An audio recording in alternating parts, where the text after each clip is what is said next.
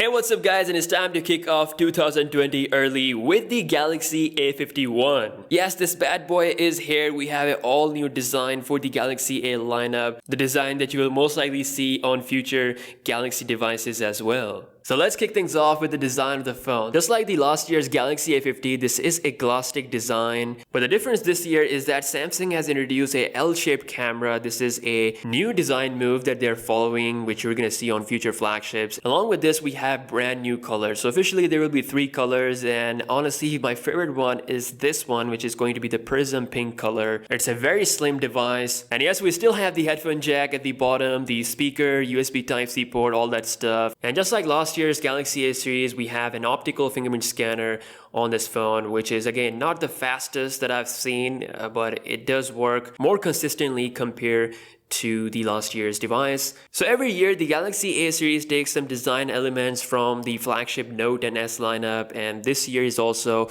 no exception. Samsung has officially killed the Bixby key even on the mid-range devices. So the left side of the phone is completely buttonless. Towards the right we have the power and volume keys. And perhaps the biggest eye-catching thing about the new Galaxy A51 is its infinity punch hole display, which is now towards the middle, just like the Galaxy Note 10 Plus. It's rocking a 6.5-inch 1080p Super AMOLED panel, which is looking really good. The colors are nice. Obviously Samsung, as you guys know, is the best in the game when it comes to the displays. And of course this is a flat display, so no edging whatsoever. A lot of people like to have a flat display, and I think this phone will make them really happy. Now this is the first phone from Samsung that is coming out of the box running Android 10.0 based on One UI 2.0. I actually did a full review of this UI, everything that is new, pretty much whatever you're getting on the flagship lineup with the software, it's present on this phone as well. One UI 2.0 is probably my favorite Android skin out there because it is specifically designed for large screen devices. It allows you to use the phone with one hand without the need of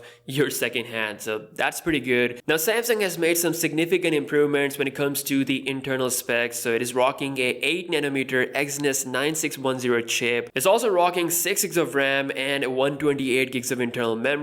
Everything is looking pretty smooth on this phone. I've not noticed any lag whatsoever. Obviously I'll be doing some further testing in my full review, and most likely I'll be doing a speed test as well, so make sure to subscribe for that video. Now let's talk about the cameras on the back. So this is the new quad camera setup from Samsung. We've got a main 48 megapixel sensor along with a 12 megapixel ultra wide angle lens, which is an upgrade from the 8 megapixel that we saw with the last year's model. There's a 5 megapixel depth sensor, as well as a brand new, for the first time, a 5 megapixel macro lens. So the images are looking really sharp. Macro lens actually lets you get really close to the subject, which is pretty good. On the front we have a 32 megapixel selfie sensor, which allows you to take photo in a wider aspect as well. Now the camera UI is looking pretty good. This is the brand new UI you get with Android 10, kind of similar to how Google implements with this Pixel devices, which I really like. You've got all the modes: Pro mode, night mode,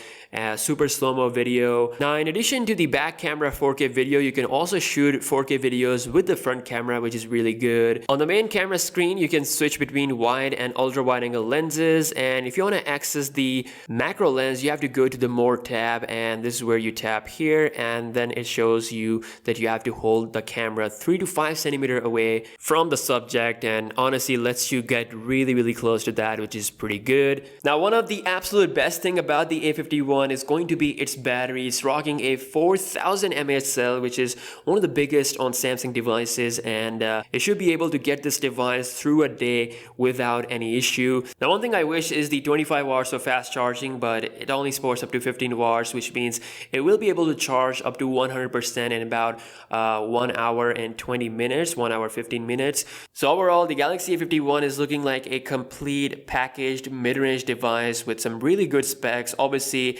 everything depends on how the pricing will go about this phone. It's gonna be launching really soon worldwide, and it's gonna be up for pre-order in Pakistan in the coming days. Again, I'll be doing my further testing in the coming days. There will be an unboxing video as well as some speed tests and a camera test as well in a full review. If you guys want to see all of that, be sure to hit the subscribe button with bell notifications on, and I'll see you guys in the next one. Peace out.